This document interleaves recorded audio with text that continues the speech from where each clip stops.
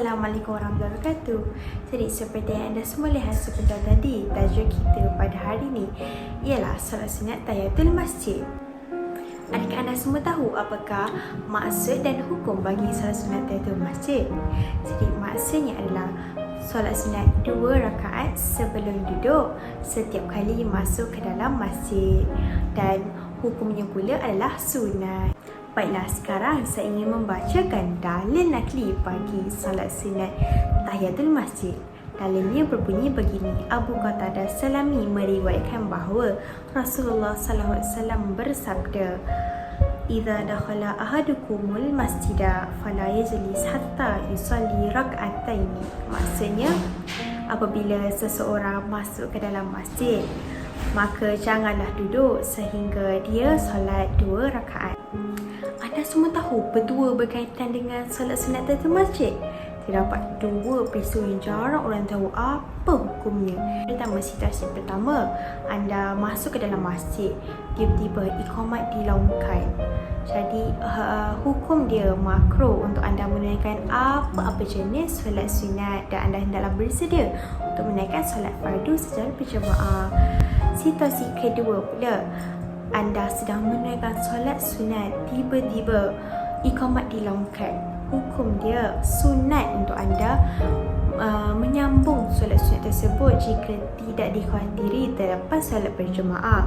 Tapi jika anda khawatir terlepas solat berjemaah, seeloknya berhenti dan bersedia untuk menunaikan solat fardu secara berjemaah. Jadi sekarang saya ingin mengajarkan tajuk yang paling penting, iaitu kaifiat menunaikan solat sunat tahiyatul masjid. Tapi sebelum itu, terdapat 3 perkara penting anda perlu tahu, iaitu yang pertama, solat sunat ini ditunaikan secara bersendirian, tak boleh berjemaah tau. Yang kedua, solat sunat ini hanyalah 2 rakaat, tak boleh lebih, tak boleh kurang, tak boleh 4 rakaat ke, 3 rakaat ke, 1 rakaat. Jadi yang ketiga pula, solat sunat ini mesti ditunaikan setelah kita masuk dalam masjid sebelum duduk. Sekarang saya akan mengajarkan cara menunaikan solat sunat ini. Kita mestilah mulakan dengan niat kan. Jadi niatnya begini: usolli sunatan tahiyatul masjid raka'ataini lillahi ta'ala. Maksudnya, sahaja aku menunaikan solat sunat tahiyatul masjid 2 rakaat kerana Allah Ta'ala. Seterusnya, kita sambung dengan bacaan Al-Fatihah, bacaan surah Al-Kafirun atau mana-mana surah yang anda hafal. Seterusnya, kita rukuk, sujud, duduk antara 2 sujud, sujud balik dan bangun untuk rakaat kedua. Rakaat kedua kita baca dengan Al-Fatihah, selepas itu surah Al-Ikhlas ataupun mana-mana surah yang anda hafal, dan kita sambung dengan rukuk, sujud, duduk antara 2 sujud, sujud balik dan tahiyat akhir, dan akhiri dengan salam. Sekarang kita dah sampai di segmen yang terakhir, iaitu hikmah menunaikan solat sunat tahiyatul masjid.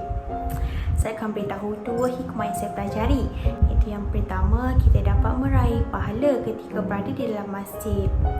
Senang saja dapat pahala. Kita masuk masjid, kita solat sunat 2 rakaat, dapat dah pahala.